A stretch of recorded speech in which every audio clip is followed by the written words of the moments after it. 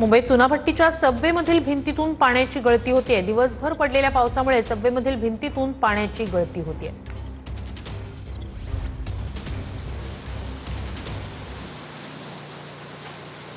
चुनाभट्टीच्या सबवेमध्ये भिंतीतून अशा प्रकारे पाण्याची गळती होते। ही दृश्य आपण पाहतो चुनाभट्टीतली। चुनाभट्टीच्या सबवेमध्ये दिवसभराच्या मुसळधार पावसानंतर सबवेच्या भिंतीतून ही अशा प्रकारे पाण्याची गळती होते। सुरक्षेच्या दृष्टीने हा अत्यंत गंभीर असा प्रकार आहे।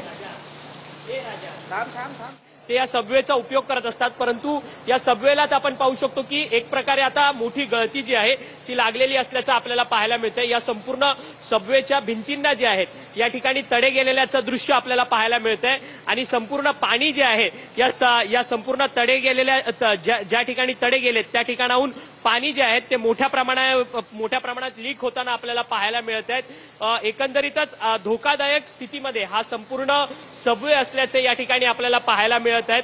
पाण्याचा मोठा फोर्स जो आहे तो या संपूर्ण भिंतींच्या पलीकडनं या सबवेमध्ये येताना आपल्याला पाहायला मिळतोय।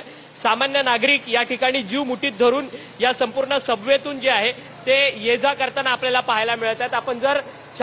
आपण या सगळ्या सबवेच्या छताची देखील आपण परिस्थिती दाखवली तर छताला देखील या ठिकाणी गळती लागलेल्या असल्याचं आपल्याला पाहायला मिळतंय।